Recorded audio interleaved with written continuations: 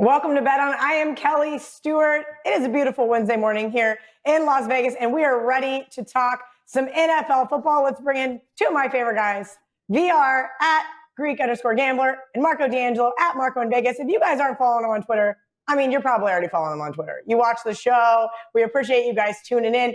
The good, the bad, the ugly.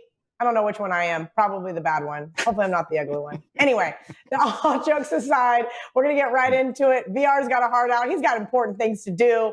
Let's talk about Thursday night football. We've seen this one move quite a bit. I've got the WagerTalk odds open. This one opened San Francisco Pick'em. Now Green Bay is a 5.5 to 6 point favorite here in Las Vegas.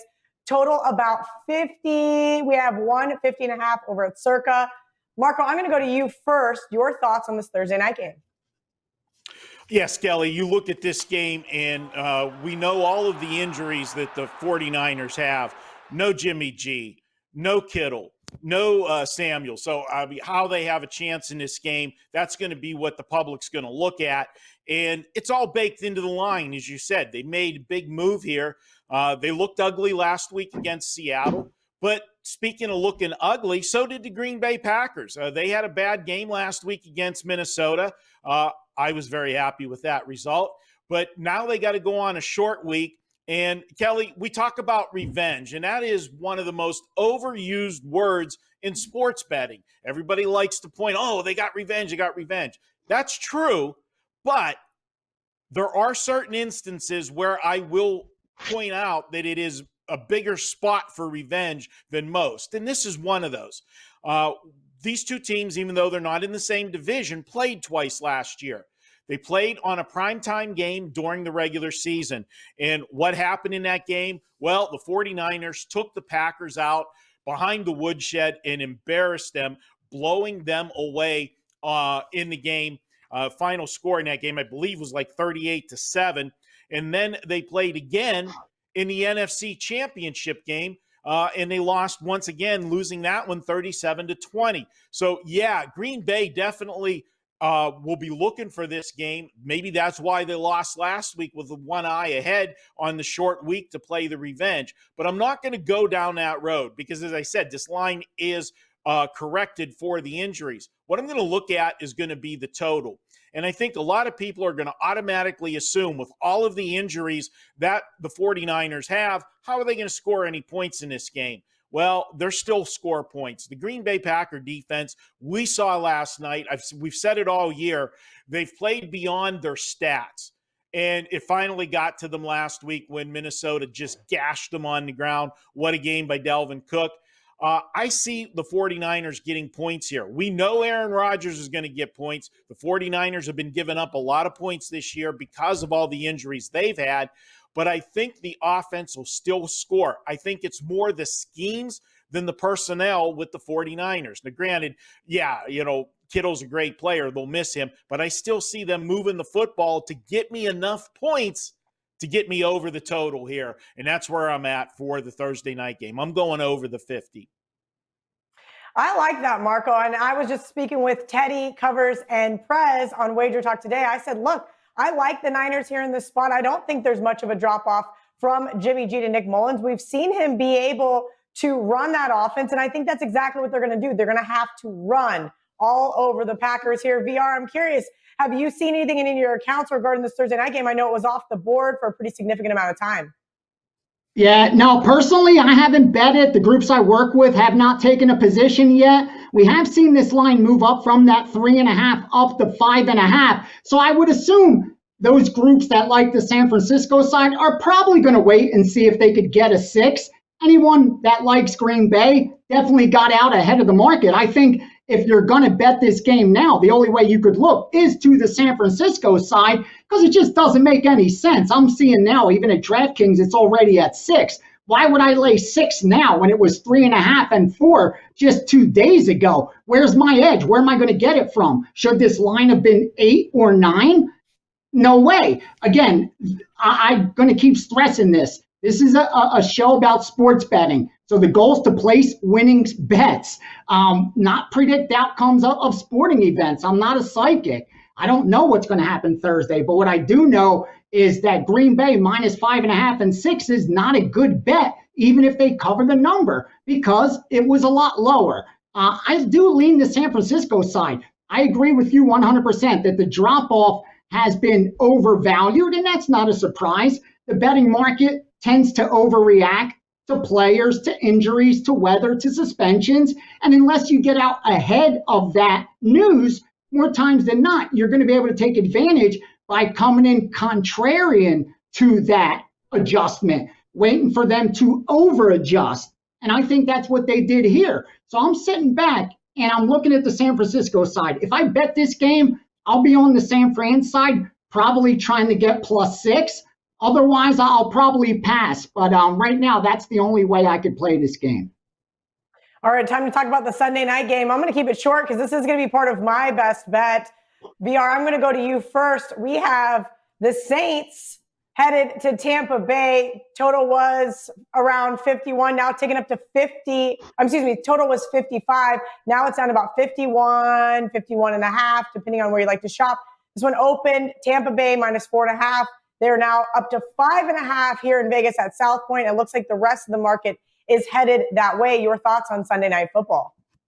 Yeah, and forgive me, I'm just checking to make sure I know whether I bet the game or not. I've looked before we went on. I have 26 pending bets out to my subscribers, from MMA tonight, football tonight, college football, NFL, between Wednesday and Sunday. I've already got 26 bets in there. So again, I look for good bets and I move on to the next one. And I actually placed one on this game, and I bet the under. In fact, I'll tell you now, I gave out what was that? An $800 move, a 4% play on under 52 in Tampa Bay and New Orleans. The guys I work with came in on the under at a little higher, I think 53, 53 and a half. Obviously, they get respect. The line's going to move. I could almost never share it at the exact number, but get it out fast enough where the value hasn't been extracted. And I think that's the case here. Now, if you wait too long, I think the value is going to be gone. And that's what it comes down to, because you have to remember, the reason these groups that win long-term stop betting a lot of times is because the value is no longer there. Meaning if they go under 55, under 54, and it's down to 51, the reason they're not going under 51 anymore is because they don't think they could lay 11 to win 10 and make that a profitable bet. So you have to be cautious when you bet into bad numbers. And more importantly, you shouldn't buy points. That's the worst thing you could do. It's been proven. Plus EV in the very smallest of situations, on 3s, on possible 7s, depending on the total. So be very cautious buying points. Don't take this up from 52 up to 54 and pay -150. That doesn't make it a better bet than going under 52 at -110. I think that's what a lot of bettors make the mistake of thinking, I got 2 extra points, it's a better bet. No, not at -150 it isn't. So I like the under. I think if you could get that 52, 51 and a half, still a little bit of value there. But once it crosses that 51, I'd probably leave it alone. But I do think the total was jacked up too high based off that first game. These two teams already played each other. That flew over the total. What did they score? Last year when they played, both games went over the total. So you're going to get that bias. I think it was built in. We took advantage of it. I think the game should play out that way. I'm on the under on Sunday Night Football. Marco, I agree with VR there on the under. I think I'm a little late to the party. I'm seeing too many 51s here where I'm able to bet. Your thoughts on this matchup? Well, just to piggyback what VR was talking about, Kelly, I think this will be a prime example of what we had last Monday night, that when we get back to close to game time, I think you're going to see the total go back up because the public hasn't bet the game. John Q. Public, being that this is the Sunday night game, they're going to be trying to bail out or whatever they can do from whatever their result was from Sunday afternoon. And we all know people don't like to watch games and bet the unders. So I think you'll see a slight pushback. If you miss the number that Ace is talking about, wait till Sunday close to game time and you'll get there, I believe. But for me in this one, I'm going to take a side. And Kelly, both teams are coming off narrow wins last week. But when your narrow win is against the New York Giants, as opposed to the Saints, who were on the road and had a narrow win against Chicago, that looks a little bit easier to digest because the Bears have a winning record. They have a good defense, blah, blah, blah. But the narrow win against the Giants doesn't look good. I feel firmly that we saw that game. I think Tampa Bay was looking ahead to this game. We talked about it when we broke that game down on Monday, that they're going to have to come back on a short week for their biggest game of the year. This is for first place in their division. And for them, it's big for both, but it's more important for Tampa because they lost the first meeting. If they lose both, they're in essence 2 games behind with the tiebreaker. And let's go back to that first game. We talked about it many times on the show. That was the first game of the season. Without preseason, without mini camps, there was no way Tom Brady and that offense was going to be at peak efficiency. And we saw it. They had turnovers in that game, and that's what did them in. One of them was a pick 6 by Brady, and they still only lost the game by 11 points on the road. You take that pick 6 out of the equation, it was a one-possession game. Clearly, Tampa Bay's offense has gotten way better. And you look at what that Tampa Bay offense has done in 3 of the last 4 games prior to Monday night. They were scoring in the 30s, 38, 38, 45. And then Monday they had 25 points in what clearly was a lackluster performance. I think you're going to see a performance like we saw when Green Bay came to town earlier this season. That was a spotlight game for them. It wasn't a primetime game, but it was the featured game in the late games. The 4:25 starts that day, and they took Green Bay out behind the woodshed. I like to use that phrase a lot because it was a beatdown. I think we're not going to have that kind of beatdown here, but I'm just not sold on the Saints. I like Tampa Bay here in revenge, and I will go with Tampa Bay 31-21. Gets the money for their backers. So you're saying that you agree with VR, that you like the under, but something crazy is going to happen late, and somehow we're going to lose the under. Monday night. That was painful. I forgot to address that. We were all sitting at Circa having a great time, and I said, this is not good. And Teddy's like, you're fine, you're fine, you're fine. And then all of a sudden we weren't fine. All right, we're going to commercial break. And when we come back, we're going to go inside the numbers with our friends from the Westgate. The best opportunity to bet horse racing every year is the Breeders' Cup, when the top thoroughbreds from around the world come to find out who is the best of the best. WagerTalk's own Sig has you covered with his Breeders' Cup preview and wagering guide. That's going to cover the 14 races that compromise the future stars in the horse racing world. Sig has a Friday as well as a championship Saturday card. He has detailed analysis of each Breeders' Cup competitor and a top selection for every race on Friday and Saturday. Also included in the guide are Sig's wagering strategies, so you can see how he plans on attacking the large pari-mutuel pools. Unlike some handicappers who like to print and ship, the WagerTalk Breeders' Cup Guide is an all-involving document that will be updated for scratches, changes, track conditions, and biases. Go to Sig's homepage at WagerTalk.com and get your copy now for $39.95. All right, guys, welcome back. It is now time to go inside the Westgate look-ahead lines, and then at the end of the segment, we'll get to the guys' teasers. Marco, you're up first. Atlanta opened as a 4-point favorite, now down to 3.5. It looks like kind of a little bit of variance here. I'm kind of curious to see why this line's kind of bouncing back and forth. I know that there's not a lot of faith in Atlanta, but as a Denver fan, this one's interesting. Yeah, Kelly, it actually opened Atlanta 3 and then went up to 4, and then we've had a buy back to 3.5 since we've put the notes together for the show. This is a spot where I didn't think it was justified. Atlanta won last week. Yeah, that was kind of like, I don't want to say their Super Bowl, but when you're a crappy team with a crappy record and you get to play on primetime, you get pumped up for those games, and that was the case last week.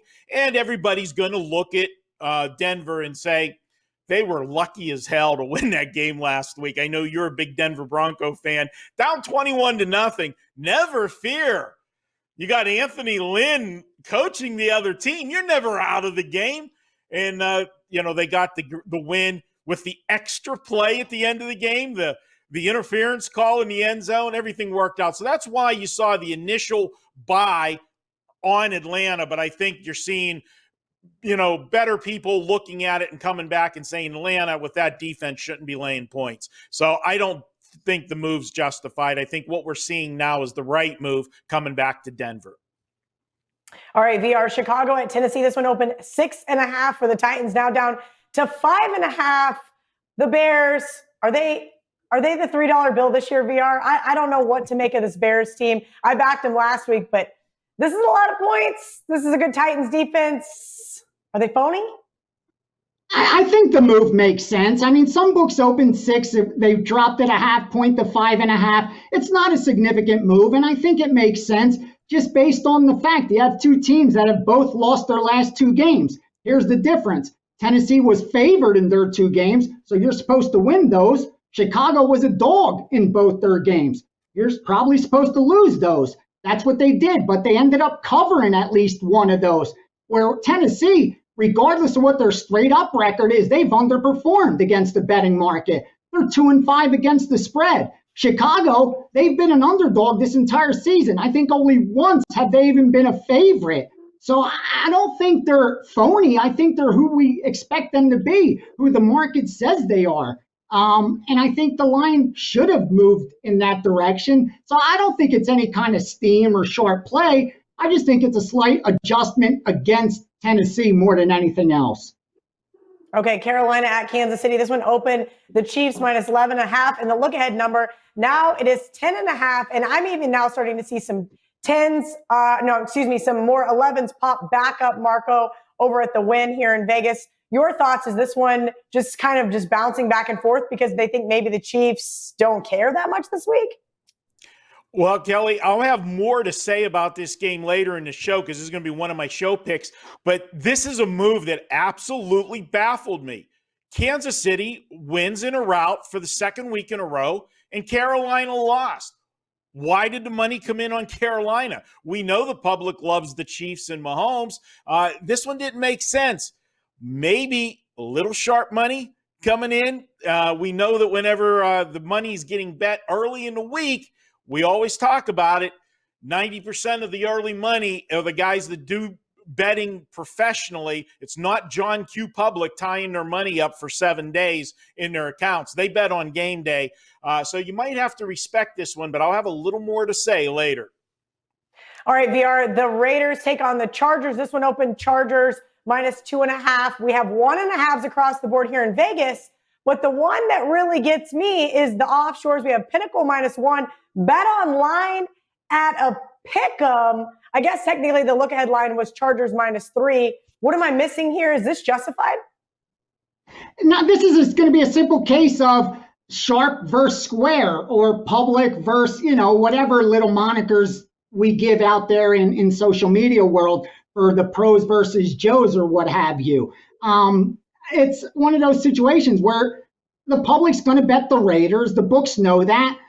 They're not going to be in any rush to bet the Chargers team. I mean, the Raiders just beat Cleveland. They beat Kansas City 2 games ago. Where with the Chargers, what do you really have to celebrate? They lost to the Denver Broncos, for God's sakes.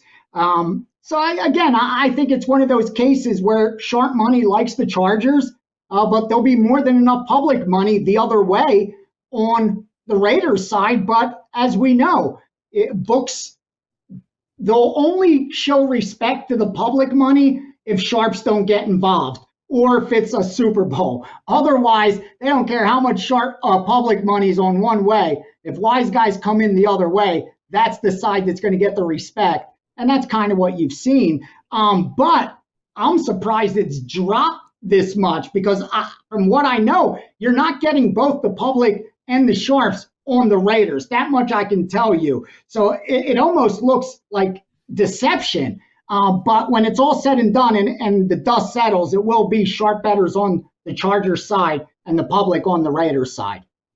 All right, Marco, last but not least, Miami at Arizona. Now, the look-ahead line was Arizona minus 5.5. Then it opened Arizona minus 6. Now it is Arizona minus 4.5. Tua and the Dolphins getting a little bit of respect here. What's up? Yeah, Kelly, you look at this one, and if you look at the Dolphins, they've won 4 of their last 5 games, and they're putting up big numbers scoreboard-wise. But let's just tap the brakes for a second. I had Miami last week and cashed a ticket. It was one of my bigger plays on Sunday.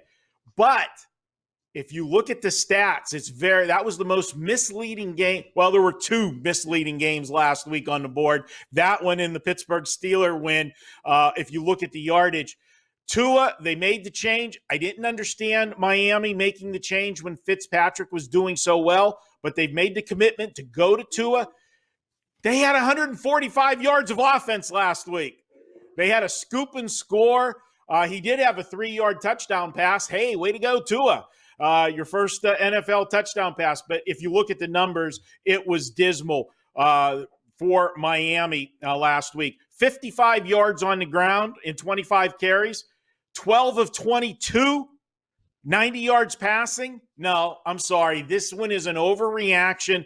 And Arizona's had 2 weeks to prepare. And now they've got 1 game of game film on Tua. I just don't see this move. I just can't justify it.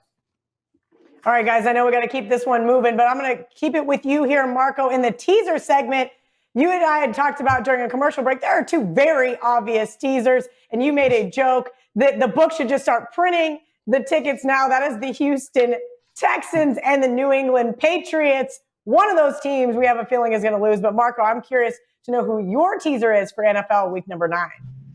Well, my first spot of the teaser is the Buffalo Bills. The Buffalo Bills, we're getting 3. We're still seeing some 3s, maybe minus 120, 125, but most of the board we're seeing 2.5. At 2.5, this is an automatic teaser play for me. I'm going to get the Bills at home plus 8.5 against the Seattle defense that gives up a ton of points. Yeah, sign me up there. The other one I'm going to go to, I said Houston and New England's going to be the most popular teaser on the board. One of these is going to go down I just got that gut feeling. I just don't see the books getting drilled. But the one I'm going to go with, I'm going to trust the hoodie. I'm going to go with Bill Belichick. All he has to do on Monday Night Football, and this might be the squarest statement I've ever made on Bet On It, is Bill Belichick just has to win over the Jets. It sounds square, but sometimes it is hip to be square. I don't want any part of the Jets.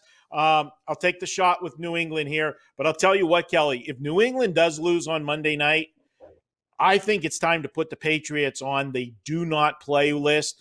This is a team that, because they're so used to being in the playoffs every single year, once the playoffs are out of reach, this team could just be in total free fall. But we'll give it to them on a national stage. Just win the game. Take New England for the second half. All right, VR, I'm curious to see who your teaser is this week. There's not a ton of those mathematical teaser spots like we see with the Bills. So who are you going with this week? No, and you're right. And that's why I haven't bet a teaser this week. And I'm probably not going to have a teaser. The only reason I would bet a teaser this week is if I wanted to get more money down on a game, which in the NFL, it's not really a problem. It's not like you're getting limited. Or if I think those 6 extra points are going to help me cover the spread 75% of the time, where without those 6 points, I won't cover 53% of the time. If it doesn't do one of those 2 things, there's no reason to use it. So I don't have a reason to use it. But a plus EV teaser, if you're going the Stanford Wong way, I think you got to look at the Colts, because you could tease them up through 3 through 7.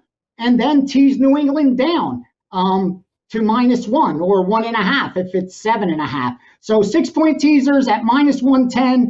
That's the only way you can make it plus EV pretty much, and teasing through those key numbers. So Colts and New England, and those are the only reasons. All right. Great stuff. Okay, Marco, did you have one last thing to add? Sorry about that. Yeah, one thing I'm going to say, and this is something that I may do for the Monday night game.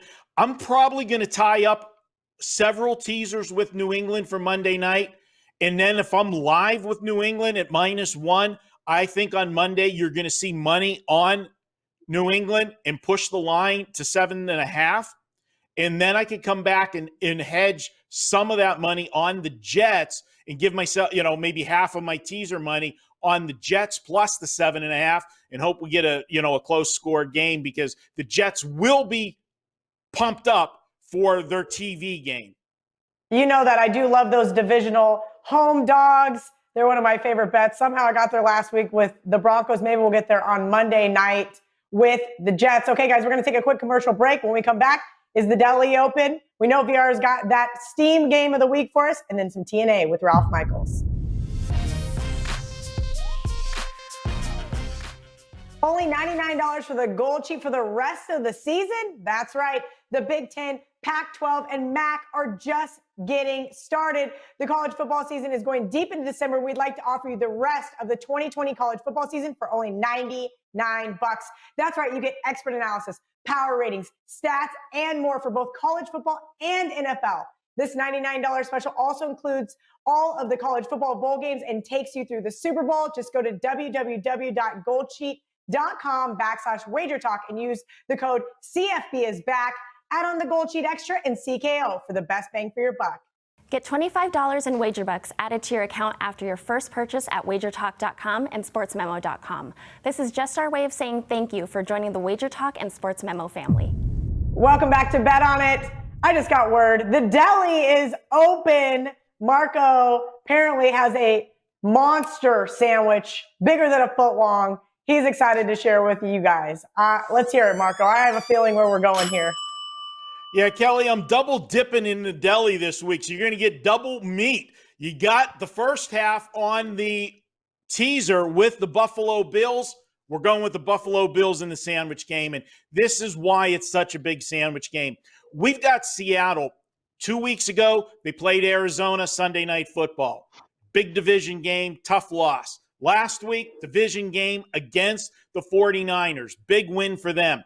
Now they got to travel cross-country to play a game that's an AFC non-division or non-conference game for them, play the Buffalo Bills, and lay points on the road. Well, everybody loves Seattle right now. They've only got one loss, and anybody that saw that Arizona loss knows that Seattle should have won that game. They should be undefeated. And then you look at their schedule. What do they have on deck? Well, after this, they got to play the LA Rams in LA, big division game, followed up by the big revenge game with Arizona. So 4 of their 5 games are division games, monster games for them. Sandwiched in between that is this cross-country game against Buffalo. Buffalo got a hard-fought win last week. It wasn't pretty, but here's the thing. It doesn't matter if it was pretty or not. They finally slayed the dragon that is the New England Patriots. Regardless if the Patriots are good or not, the fact that you knock them off, that's the team that's been the king of the division for how long, and now pretty much has them in a driver's seat to roll through the rest of the season and win this division. Who are they worried about? The Miami Dolphins and Tua? This team has just got confidence right now. I like them at home. We know the Seattle defense is not good. Buffalo can score points. I know their defense has had problems at times this season, but I like them in this spot. I am all over the Buffalo Bills. The good news is Seattle's the Bills' defensive woes are they can't stop the run. As long as they can contain Russell Wilson, I think I really like your sandwich game. VR, I hear that freight train coming. I'm ready for your Steam game for NFL week number 9. Yeah, and I know we hit the Steam play last week. Someone could give me a record on that. I'm not sure. I do keep the best bet record because then I know I'm giving a premium. But this one I did bet and I released it, so it is a premium play, and that's the Indianapolis Colts. I bet them at plus 3.5 and released them at plus 3.5. The reason I'd still use them now is because I sprinkled the little money line also. So now it's through that key 3. A lot of that spread value is lost. But again, we did have a big enough edge that I'm willing to release it here as my Steam play as well. And the reason's pretty simple. Because the AFC is so much stronger than the NFC, meaning they're already favored in the Super Bowl. We know it's Kansas City, Baltimore, Pittsburgh. Those are the top teams. Indianapolis gets overlooked. This is a team that's plus 62 in point differential. They're 5-2. they're a very good football team, this Colts team. And because they're in the AFC, they continue to be overlooked. They haven't lost the game at home. I get it. We don't have home field advantage this year, but this team's managed to play better there. So you have to factor that in at least a little bit. And more importantly, analytic-wise, Baltimore's not the better team. I mean, just look at value over replacement. Offensively, Baltimore's 20th, Indianapolis 21st, 22nd, so they're right next to each other. Defensively, Baltimore's 5th, Indianapolis is 3rd, and special teams, one's 1, one's 3. They're right next to each other. You're giving me pretty much a pick'em game with the team at home getting points. That's a free extra couple points. That's the most I could hope for. I'll take the Colts as a steam play, plus 2.5 or whatever it is. Hopefully you don't need it. But like I said, we betted at 3.5, but I'll cheer in the 2.5 for anyone that piggybacks. Looks like the Colts are going to be in every single one of my teasers for this week. Thank you, VR. All right, it is now time for a little TNA with Ralph Michaels. All right, it's my favorite dude, Ralph, at Cal Sports LV. If you guys are not following him already on Twitter, he provides about 85 different things I can't even keep up with a day. Puts me on an emotional roller coaster. Half of them agree with my bets, the other half disagree. It's all good, though, because he provides a lot of very impartial information. So, again, make sure you guys are following him on Twitter. Ralph, we got plenty of time for your segment this week, so hopefully you've got lots of info for us. It did, and the first thing really isn't a betting system or angle, Kelly, but it's how healthy teams have been. And we know when we look back through data in college football and the NFL, the more players you have to play, the more injured you are, usually the worse season you have. The fewer players that have to play and make starts, the healthier you are, and therefore the better you play. So I did post today. I went through and I listed all the teams in the NFL, how many players played for that team this season, and then it has both the offensive and defensive numbers. So if you go to Twitter at Cal Sports LV, you'll see that post from Wednesday morning. But I just want to run down the top teams. The LA Rams and the Miami Dolphins, the two healthiest teams, only 55 players have played. Who's on the flip side? The Philadelphia Eagles have played 68 players, and the San Francisco 49ers have had 71 players play. So think about that.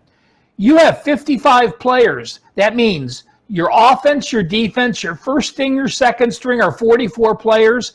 Add in the special teams players, and the Rams and Miami have basically had first and second team players start. Add in another 22 players, another 16 players difference to the 49ers. So the Rams, the Dolphins, 55 players. The Bears, the Steelers, Houston and Detroit and Baltimore, 57 players. The worst teams or the most injured teams, your Denver Broncos, 65 players. Jacksonville, 65.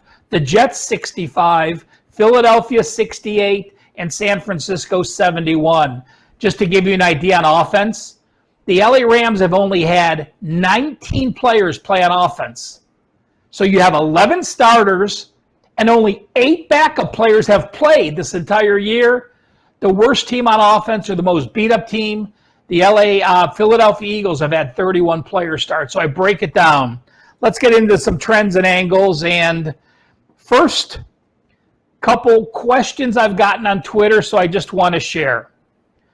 The Dallas Cowboys are the 3rd team to ever start a season 0-8 ATS. The other 2 teams that started a season 0-8 ATS, the 1991 Bengals, the 2000 Raiders. FYI, those teams went 1-0-1 in their next game. So if Dallas does not cover, they will be the first game since at least 1989 or the last 32 years to have gone 0-9 ATS. But how about this? When a team has failed to cover 8 straight games like Dallas, not the first 8 games of the season, but any time, those teams have actually gone 8-2-1 against the spread. So at some point, they are due to win. they have covered. And again, so teams on an 8-game ATS losing streak have gone 8-2-1 ATS. How about the Steelers? Undefeated. They happen to be playing those Dallas Cowboys. But from game number 8 on, so you are at least 7-0, you are 8-0, game number 8 or on, so you're 8-0, 9-0, 10-0. When a team is undefeated from game number 8 or on, they are 41.2% against the spread. Pressure starts building. The other teams start paying more attention. So undefeated teams, 41.2%. Away favorites when you're undefeated from week 8 on, like the Pittsburgh Steelers, 37.9%. Two Steelers angles, and I didn't pick out these Steelers angles, but they were just such wow numbers that I wanted to bring them up. When the Pittsburgh Steelers are an away favorite of 7 or more, and their opponent is turning the ball over at least negative 0.5 turnovers per game. So what that means is when you look at a turnover margin, Dallas has 8 games in. So Dallas, if they're minus 4 or more turnovers, that would be a half a turnover a game. Well, Dallas is minus 11, so they fall into that category. The Pittsburgh Steelers, 22-1 against the spread in that spot. How about the Steelers? Crazy. I honestly, well, they're a good away favorite, and when you add in they're a good favorite against a team that turns the ball over a lot, it makes it even stronger. So, how about this angle, Kel? When the Steelers are on the road, and the opponent averages 35 or more passes. Okay. So we know the Steelers are built; they're a good pass defense. When the Steelers are on the road, and their opponent averages 35 passes, 23 straight unders. That's pretty crazy. 0-23 over under in that Steelers angle. I know you do a lot of stuff. Go ahead. You know, it is probably the only team trend that I have played blindly. I did it a few times last year, and obviously with 23 straight at 1. And it's always one that I will play blindly because it makes sense. And, you know, you look at the reasoning. We've talked about Pittsburgh as an away favorite, how they are a good under team. So anytime you get the Steelers in that role, they are a dead under team. And again, I'll certainly be looking at the under in that game as well. Yeah, this is great stuff. Thank you, Ralph. Week 7 and later in the NFL. This one is sort of data mined because I give you a narrow little margin. But NFL home dogs from 5.5 to 7.5 with a total of 49.5 or less when you are week 7 or higher in the season. So you're almost midway through the season. You're a decent-sized home dog, and you have a total that's not incredibly high. Those home dogs, like the New York Jets this week, 7 ATS wins, 34 losses, and 2 pushes, 17.1%. And Cal, I'm gonna leave it. I actually brought up this team really quickly, and I want to touch on it because I do think that the Pats are a great teaser team this week, as well as this might be defining of their season. But one of my favorite things, and I stole this from you, now 10-1 are the NFL home dogs.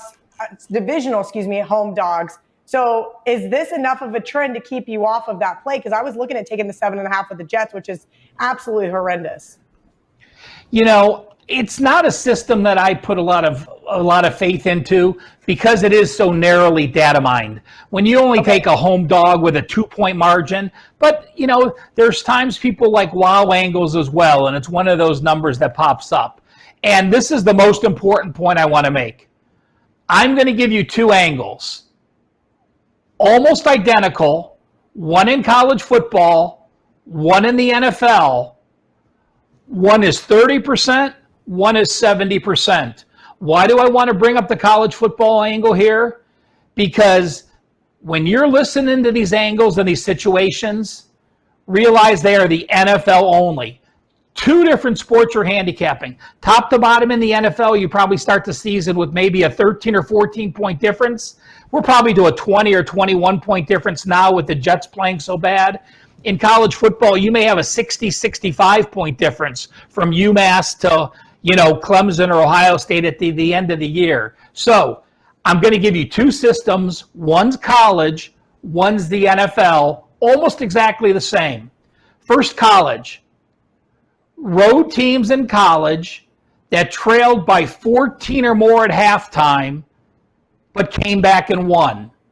So that is Tulsa and Clemson. Clemson was down, 28-10 last week against Boston College. They had to have a big second half to bounce back. In college football, those teams, after trailing by 14 at halftime, coming back to win, 65% against the spread since 2010. 40 wins, 22 losses. So Tulsa and Clemson came back. They have momentum. They get to take that momentum into the next week. Looking at the NFL, teams that were trailing at halftime by 11 or more and came back and won, like your Denver Broncos, you needed to have a big second half. You were trailing by 11 or more at halftime when you went into the break. Those NFL teams, 19 ATS wins, 41 losses, and one push, only 30.2%. So in college, you trail at halftime, you win, a positive 65% play. In the NFL, you trail by 11 and win, a 70% play against. That's absolutely crazy. I did the show with Prez and Teddy this morning called Wager Talk Today, and I brought that exact same concept up, but I appreciate you bringing out the data to support it. Ralph Michaels, thank you so much for your incredible insight. Good luck this week. Did you know every Tuesday is $2 Tuesday at WagerTalk.com? We pick the hottest handicapper and offer his best bet for just $2. This is a great way to introduce yourself to the winning handicappers at WagerTalk and SportsMemo.com. Welcome back to Bet On It. It is now time for one of my favorite segments. Why? Because you guys know I love those barking underdogs. There's not a lot of underdogs I love this week, but Marco, I'm going to let you kick it off first. I'm curious to see who you went with. Well, Kelly, I teased this one when we were talking about the line moves, and that's going to be the Carolina Panthers at the Chiefs on Sunday. This one, we saw the line go to the Carolina Panthers in the first move of the week, and you got to say, how could that be? Carolina's coming off a loss. Kansas City's coming off another blowout win. Granted, it was the Jets, but they did it in decisive fashion. And the week before that, they blew out your Denver Broncos.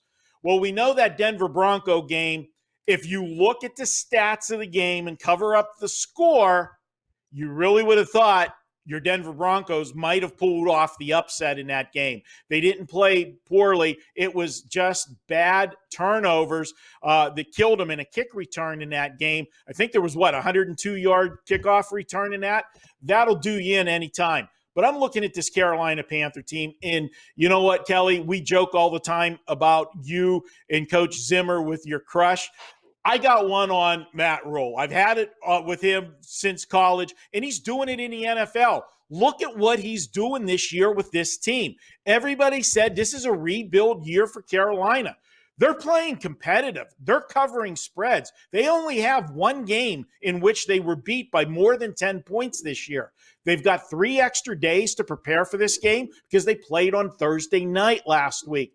I think they're going to be able to stay with the Chiefs. I think the Chiefs, I haven't used this phrase for a while, but I think it applies here. They're going on their bye week next week. They're coming off 2 blowout wins. Hey, they're feeling a little fat and sassy.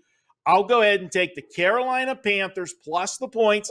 I'm not saying they're going to pull the upset here, so I'm not going to pull out any sprinkles, but I'm going to go ahead and take those points with the Carolina Panthers.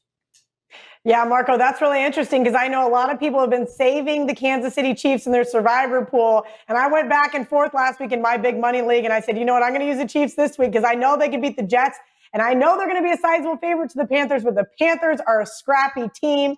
I'm not saying sprinkle either, but I'd be a little apprehensive there. All right, VR, who is your barking dog for NFL Week 9? Listen, I'm going to just be honest. I don't want to waste the viewers and all our supporters' time or their money. I don't have another dog. I mean, listen, I get these games to you guys on Tuesday, and I have to do Dana White Contender Series on Wednesday, the Saturday card for UFC, college football, and NFL. There's only so much work and bets you could place. So I don't just want to pull dogs out of the sky and just share it. If I haven't bet it, or really feel strongly, I don't want to give it out. So as the dog that stuck out the most to me was the Colts. And since I like them on the money line as well, that'll be my live dog for this week for our viewers. All right. So let's go Colts. Go Colts. VR is all in on the Colts, which means it is time for our best bet segment. Excuse me. I'm going to go first here. Per usual, we got it there last week with the Chicago Bears. Line move went against us. Line move agreed with us. It was such a roller coaster ride. Hopefully this week is an easy one, just like a few weeks ago against the Green Bay Packers. That's right. I'm going with the Bucs back at home. This defense has really stepped up and shown me a lot over the last several weeks. I know what we saw on Monday night. Throw that out the window. That was not a divisional game. They didn't care about the Giants. It was way too many points. And I think we just see this Tom Brady team fully locked in at home and a revenge situation from week one. Now, mind you, week one, I was on the Saints, but the Saints have had a lot of turmoil since then.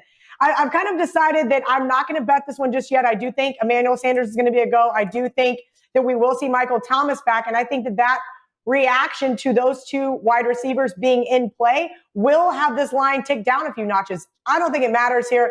I like Tom Brady and the Bucs at home, laying 4.5 here on Wednesday. Again, keep an eye out. I do think that this one could come back down due to the injury news. I like the Bucs minus 4.5 as my best bet for NFL week number 9. Marco, I'm going to let you go next. Who is your NFL best bet for this week? All right, Kelly, I am going to go to a game that is not going to be popular. I'll tell you that. Who in their right mind is going to want to bet the LA Chargers this week after last week's complete meltdown, blowing a 21-point lead? We know, Coach Lynn, it's not something new. It's actually happened 4 times in a row with this team having big leads, but I think they're going to be able to hold on to a lead this week. They're playing the Raiders, and the Raiders are on the road for the second week in a row. Now, granted, this week's not a big road game going across country like last week, going to Cleveland, and they took advantage of a situation last week. Cleveland was coming off a last-second win against in-state rival Cincinnati Bengals. And they had to enter this game without their biggest playmaker for Baker Mayfield, with Beckham being out now for the season. Factor in last week also, the wind was just horrible in Cleveland. If you saw that one field goal kick where it just, looked like a dogleg left from a tee shot, missed the field goal, it benefited the Raiders because the Raiders had the better running game. And they were able to control the game on the ground against Cleveland. They're not going to be able to do that this week against the Chargers. I think the Chargers get the job done. I am going to go ahead, back the Chargers. And here's the thing. If you look at the Raiders this year with their wins, they've got 4 wins now. You go back to the previous 3 wins, they only have won back-to-back games once. And that was at the beginning of the season when they beat a Carolina Panther team, first-year coach, first-year QB for Carolina, learning a new offensive system and everything. They had the advantage there in that game. They came back in their second game. That was the Monday night game, the home opener, first game in Allegiant Stadium, first game in Vegas, obviously, for the Raiders. And there was, they were pumped up for that game. But look at their other 2 wins. After those wins, they got absolutely demolished in their next game. They upset the Chiefs. What'd they do the next week? Well, they got blown out by by Tampa Bay 45-20. When they did beat New Orleans on that Monday game, they went on the road and lost to New England 36-20. I think the Chargers get the job done. We're getting a soft line because the public is overreacting to that blown lead last week. Hang on and wait. I think this line goes down. I really do think it's going to end up getting down to a pick'em in this game. And I like the LA Superchargers.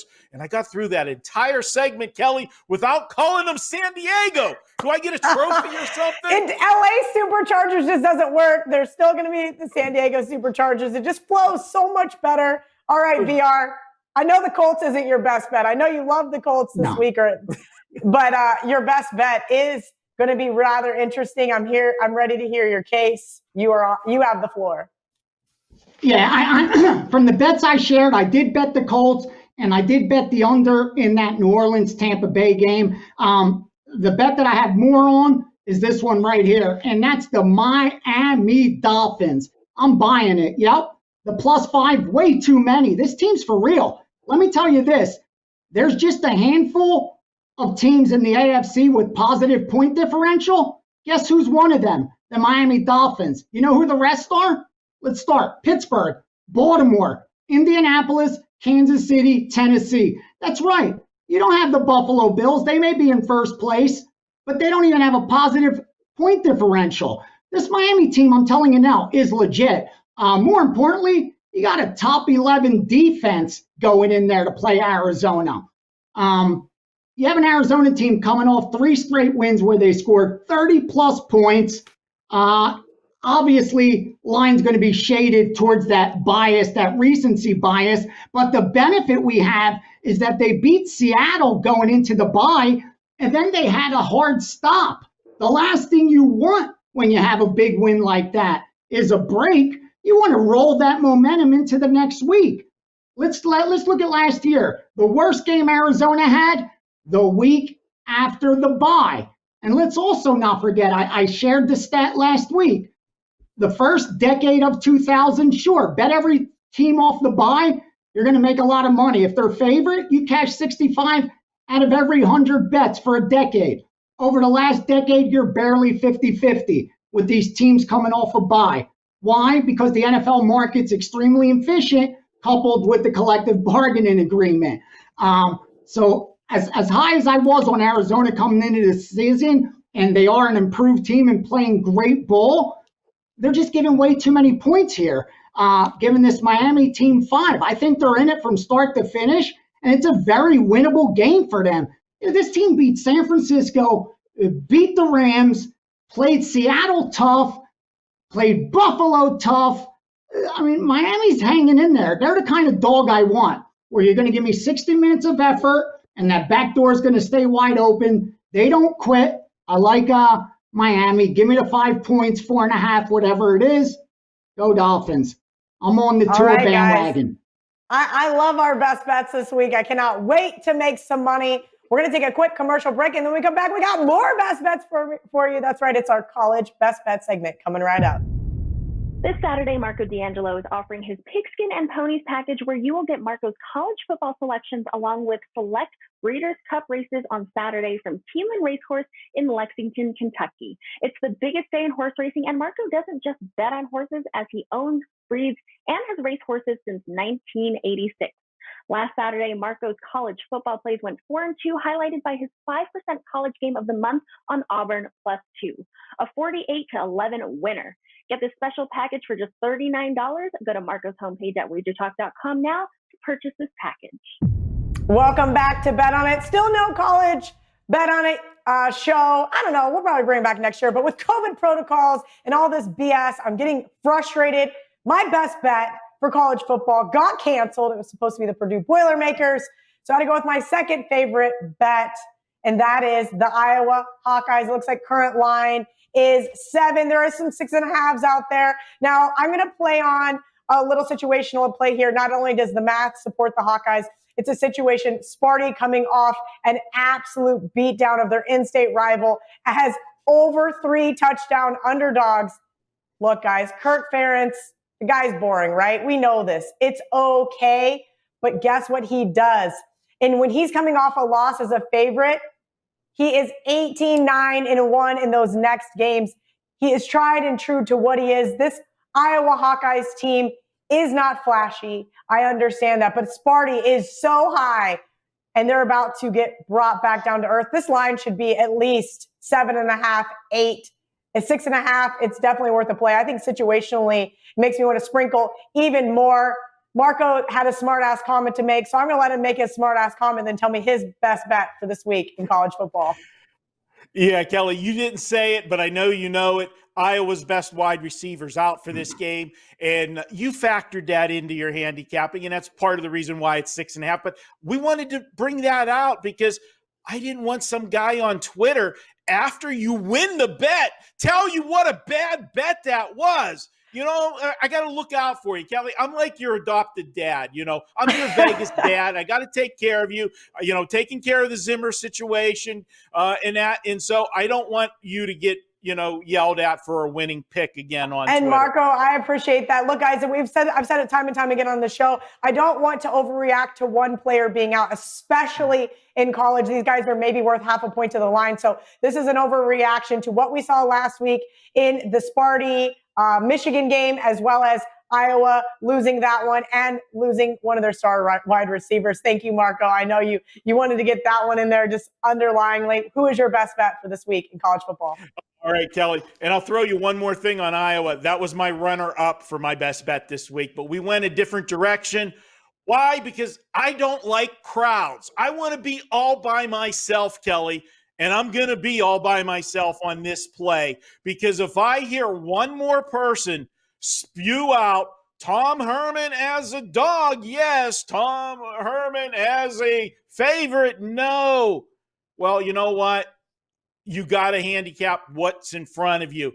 And this Texas team can move the football. I am going to lay the points with it. I'll be by myself. I know the world's on West Virginia in this one. But, Kelly, look at strength of schedule.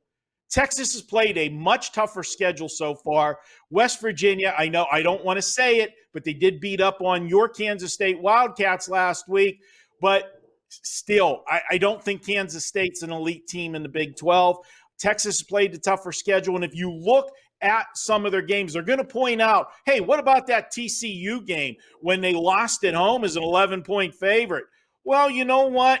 That TCU game, if you look, that was after they played Texas Tech in that shootout that went to overtime, in which they came from the grave to send it to overtime and win 63-56, and then they had to come back home, play TCU, but oh wait, who was on deck for them in that game? Yeah, the Red River shootout. They had Oklahoma on deck, and they got caught looking with the TCU team. And TCU was a team that can actually play a little defense in the Big 12. We don't see a lot of that. I don't see West Virginia stopping this offense. And if Texas gets separation, then West Virginia is going to have to throw the ball on every down. That's not what they want to do. I like Texas. I'm going to lay the points, and I'm going to sit here and wait till the weekend because you know what? It is sitting there at the 6.5 right now. I think it gets to 6 because nobody's betting Texas. So I'll be there by myself. And okay, Twitter, if I lose this game, come on in. I can take it. But tell you what, when I win, you're going to hear it back. Texas minus the points. I like it, Marco. Look, I looked at it, and West Virginia looked too easy. Those kind of too easy underdogs are always fun. All right, VR, last but not least, who is your best bet for this week in college football? All right, and the people asked, so I'll let you know what I think my record, best bet record, NFL 5-3, and in college football 2-1. That makes it 7-4 overall, around 63-64%, a little higher than I should be to tell the truth based on the type of plays I'm sharing. But hopefully we keep it going. Up in NFL this year, up in college football this year, up for the year 2020. Got to know the stats if you're going to know whether to follow, fade, or ignore. So here we go. I'm going to jump in. We almost went head to head, but instead I'm going to go Florida. I took Florida Gators plus the 3.5 over Georgia. And the reason's simple. I think I have the better team catching points. And we know the rivalry. Obviously, it's not a cocktail party this year. But I'll tell you what, I think Florida truly is the better team when the season ends. Meaning coming into the season, obviously Georgia appeared on paper, they were going to be better. But as the season plays out, I think when it's all said and done and it settles, we're going to find out Florida was better. And being able to get them in this spot with points is a bonus. Listen, Trask is for real. And we've already seen the blueprint to beat Georgia. Alabama showed us how to do it. That's all Florida has to do. Go in there and do that exact same thing. Now, is it as easy to pull off? Obviously not. Kentucky couldn't do it. Tennessee couldn't do it. Auburn couldn't do it. Rest assured, Florida can do it. I love them in this spot. I like the money line, to be honest with you. I don't think you need points, but I'll go ahead and take the 3.5 for grading, and that's what I released it at. So Florida Gators plus 3.5 as my best bet in college football, and Miami in the NFL. Good luck this week. Thank you, VR. I mentioned, as Marco mentioned, actually, how he really liked my best bet and Iowa's in contention. The only reason why I didn't go with the Florida Gators is because I didn't want to copy you. You gave it out on Monday's bet on it. You said that, hey, we had already bet this game. And throughout this week, I've really started to like it. I actually just bet it again at 3. So thank you guys for that one. We're going to step out really quickly. When we come back, we're going to recap this week's show. Have you checked out WagerTalk today? It's Sports Center for gamblers. Watch Teddy Covers and the Prez along with expert guests, a bookmaker, and Ralph Michaels as they break down the games for that day. The show airs Monday through Friday from noon to 1 p.m. Eastern Standard Time. This show will give you betting insights for all the key games that day and advanced looks at key weekend games in every major sport. WagerTalk today will tell you how to bet the games, where the money is going, and who the wise guys are playing. Teddy and the Prez are a must-watch as their chemistry or lack of is entertaining as hell. So if you want to laugh, have fun, and make money, check out WagerTalk today, weekdays from noon to 1 p.m. Eastern Standard Time. All right, guys, it is time to recap Week 9 in the NFL. We've got some primetime games here, the 49ers versus the Packers. Marco says take the over. VR and I actually lean towards the Packers in this one. As far as the Sunday night game goes, Marco says he likes the Tampa Bay Buccaneers. VR says bet the under, but be cautious when you're around that 51 mark. As far as teasers go, Marco's teaser is Buffalo up to 8.5. New England just to win the game. VR says he didn't play a teaser this week, but he's going to throw the Colts and the Patriots into one. And speaking of the Colts, that is VR's steam game this week. Colts plus 2.5. They released it at 3.5. Drop below that key number 3. I, too, really like the Colts. Sandwich of all sandwich games for Marco. We know that Seattle's got a hell of a gauntlet of a schedule. So he says take the Buffalo Bills plus 2.5. Let's move along to those barking dogs. Marco says that's just too many points for Carolina. Take the 10.5. VR said he's going to keep it simple. He doesn't want to pull a dog out of the air, so he's going with that same dog that he's mentioned already in the steam game, and that is the Colts, plus 2.5. As far as best bets go, we already know I'm on the Bucks. Marco is on the Chargers, and VR says the Dolphins are one of the more underrated teams in the NFL. As far as college best bets go, I'm on the Iowa Hawkeyes minus 6.5. Speaking of 6.5, Marco says he likes Texas, but pump the brakes. He thinks this one's going to continue to drop in favor of the West Virginia Mountaineers.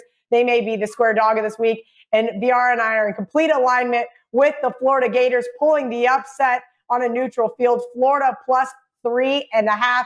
Thank you guys for hanging out with us this week. It is going to be an absolutely awesome week. We got lots of stuff on the horizon. Appreciate you guys always tuning in. As VR likes to say, smash that like button. Give us some positivity so we can get those little gold nuggets from VR. VR, do you have any gold before we leave that you'd like to share with our audience? I hope you bought Bitcoin last March when I told you.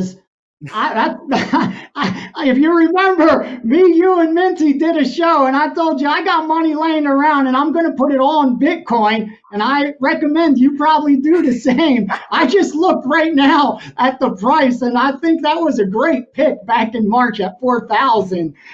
That's gold right there. Gold, gold, gold. And if you haven't voted yet, vote for Kanye, baby. We can still save this country. Christ. All right, guys. VR always with the theatrics. If I get any gold from VR, don't worry, I'll share with you guys on Twitter. Thank you guys again for tuning in. Have a great week.